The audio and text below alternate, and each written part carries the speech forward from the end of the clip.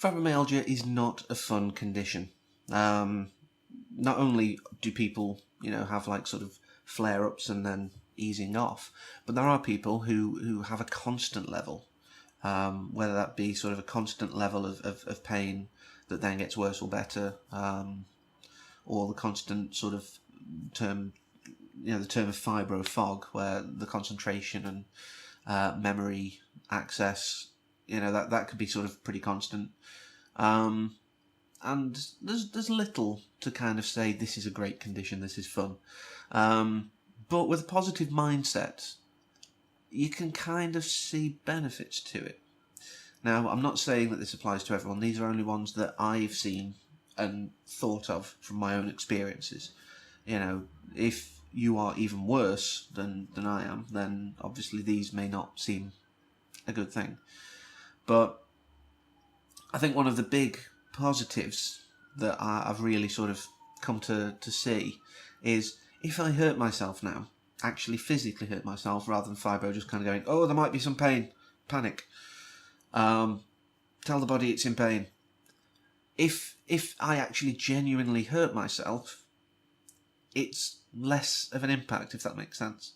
So because I've gotten used to having certain levels of pain, any additional pain to that is just, it's a little bit more. It's not, I don't know if I pulled a muscle or trapped a nerve or something in my back the other day, and it was just kind of like, oh, that's a bit uncomfortable.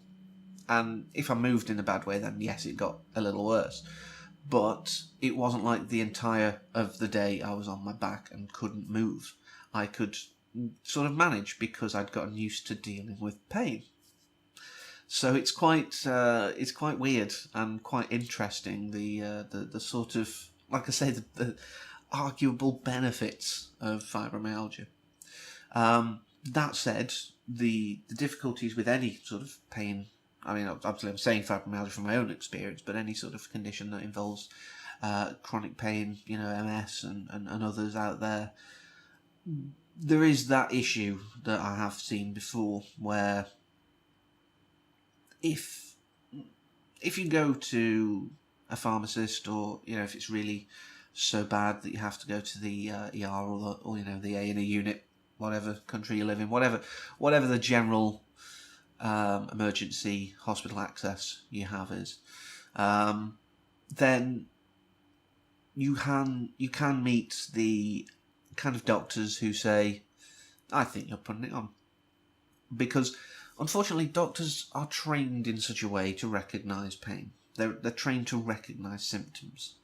If you're not showing the typical symptoms, they're not going to think that you need the treatment. It makes a lot of logical sense, but it kind of takes out some of that human element, and that's the difficulty. So, because you've learned to deal with your pain, you might be, say, on a scale of 1 to 10, say an 8, but you're only looking at 4.